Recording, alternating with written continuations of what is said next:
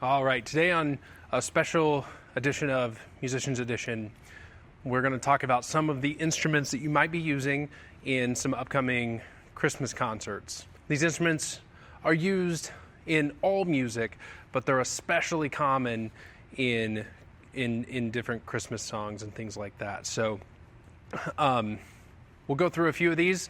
The first one is chimes, right? Or sometimes you'll see them called tubular bells, right? They're just long tubes. They're laid out the same as any other keyboard percussion instrument. They're just upright instead of flat. These can be kind of cumbersome, a little bit difficult to play, but they are a very, very cool instrument, okay? So let's talk first about the mallet we're going to use to hit these.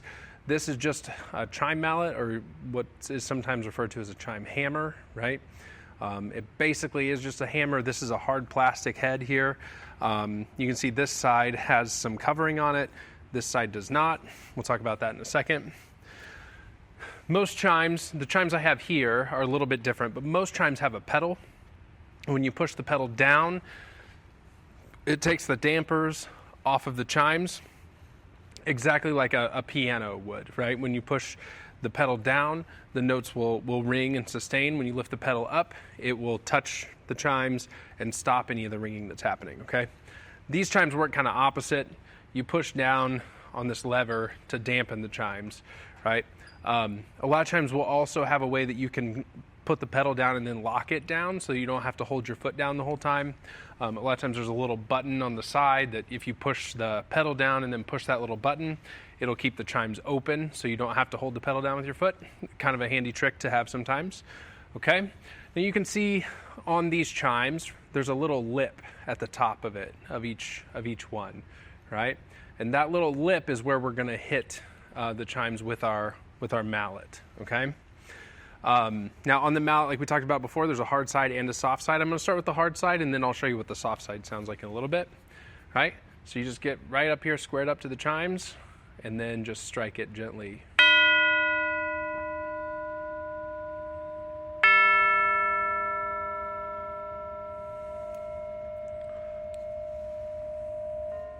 Okay, and then one way that you can dampen chimes is to let the pedal up. The other way, like I just did,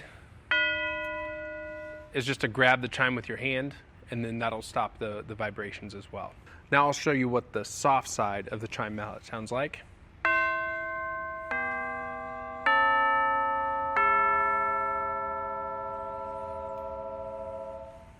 Now just another quick note about chimes before we move on to our next instrument here. You need to kind of play around with where you put your music stand. Sometimes it can be really hard to see the chimes, to see your conductor, and to see your music all at the same time, right? A lot of times I'll try to angle the chimes kind of sideways to the conductor, and put the music stand kind of in this area. That way I can have the chimes here, the music there, conductor over this way, right? I've also done it like this before, and this works pretty well too, kind of depending on the situation, right? Where you just put the music right in front of your face. That way you can see the chimes and your music pretty well at the same time. Another thing to consider is if you're not very tall and you find yourself having to reach up high to play the chimes, just get a little box or something like that you can stand on just to elevate your body a little bit so that you don't have to reach so high up in the air to play the chimes. Okay, next up we have the ever popular sleigh bells, right? These are just some jingle bells attached to a stick, right? There's a couple different ways to go about playing these. You can see they are very noisy when you pick them up and put them down, right? One way, probably one of the more popular ways, is to hold the bells upside down like this, and then to hit the end of the handle with your palm or your fist. Right, that's one way. You can make it a little bit louder like this. Right? You can also hold it just like this and shake it to get that sound. Right? That tends to be a little bit louder. You can also hold it sideways and shake it. Right? That tends to be probably the loudest way to play them, but it also is kind of the more difficult way to control. All right, so that's sleigh bells. Next up is the infamous whip crack. This one is really, really popular in the Leroy Anderson sleigh ride. It comes up in other pieces as well, but that one in particular, there's a very famous whip crack part. This is just 2 pieces of wood on a hinge. You just pull it apart and then push it together. All right. What's really cool about this is you don't really have to buy one. If you know someone who's pretty handy, you can just ask them to get 2 pieces of wood, put it, attach them with hinges, maybe put some sort of a handle on there. A friend of mine made this one, right? And then you have just as good of a whip crack as any. All right, next up is another noisy one, the wind chimes. So wind chimes we just hang from a regular cymbal stand, right? You just take the wing nut off. It's important that you have felts for this. All right, so I'm going to put my wind chimes right here, put my felt on top, hook my wing nut back on and tighten that down. You can see just as I'm doing this, the wind chimes are making quite a bit of noise. Just something to be aware of. And now I have the wind chimes hanging here, right? I can just run my finger through them to get the sound.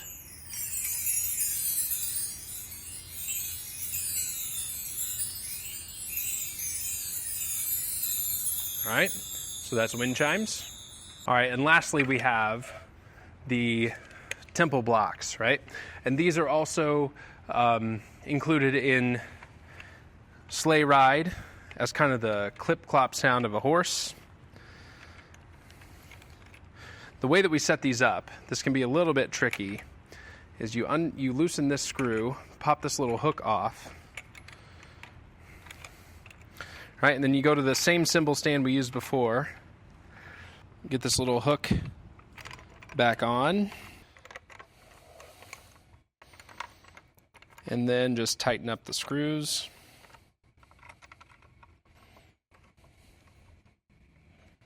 Okay, and a little tip about tempo blocks as well. When you set them up, you want to turn them, and you can do that by loosening the cymbal stand and rotating. You want to turn them so that they're over the top of one of the legs of your cymbal stand. Otherwise, they can topple over if they get bumped, right? So just set it over that stand. That way, the whole thing's a little bit more stable. Now I have my tempo blocks set up here. There's a couple different ways you can play them. One of those ways is just with a pair of sticks. Right, and that gives you a little more of that kind of woody sound, right? That works well. You can see there's a couple different striking areas. You can either get the shoulder of the stick on the edge, or you can get the tip of the stick on the top. Right, a couple different options for sounds you can get. I typically like to play tempo blocks with some sort of plastic or rubber mallet, kind of like a xylophone mallet. This is just a xylophone mallet here. Right, and you can hear when you play them with these, it gets pretty loud pretty quick.